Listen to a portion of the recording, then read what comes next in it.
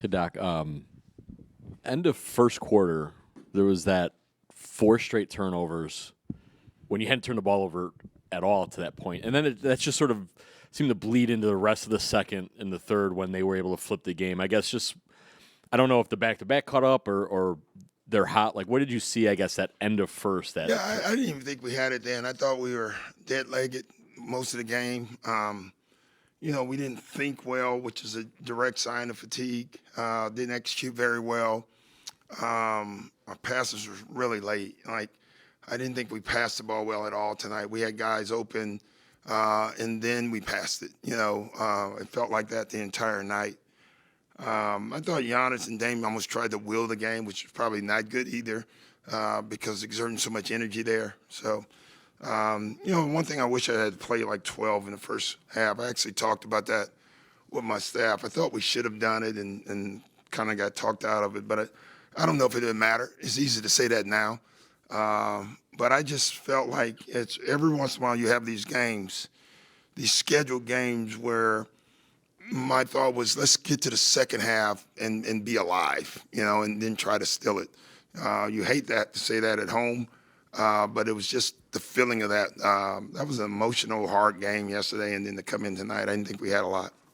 Would you say that's what maybe played into some of the things that the team struggled with earlier in the year, which would be offensive glass or keeping them off the offensive glass, some transition buckets and Yeah, I would assume that. I don't know that. We were late on everything. We showed at halftime 4 transitions where, if the shot's in the air, you should not see any of us in the picture anymore. And there were 3 times where the entire 5 were still standing there after they got the rebound. You're dead. You're just in trouble. So we're playing great. We're not going to overdo one game. Another quick turnaround in some ways, so we got to get some rest and go to Boston, but we'll be ready for that. I'm just going to ask, when everything has been going so well and kind of all the indicators are going in the right direction, when you have a night like this, like how hard... You can either play well or play bad. You're going to lose a game at some point.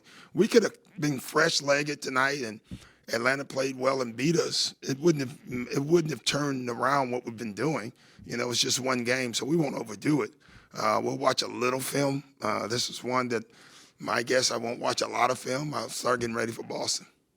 Just with some of those back cuts and the slips that they were hidden in that first half, is that kind of what you're talking about, the mental part of it? Yeah, okay. Yeah.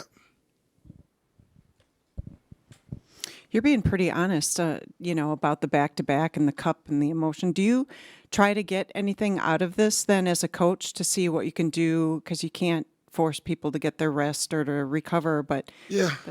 You mean as far as... You, like getting them prepared. You won't do this in the playoffs. Yeah, we talked about it. I knew it. It's not a lot you can do. You can talk about it, but once you get on the floor...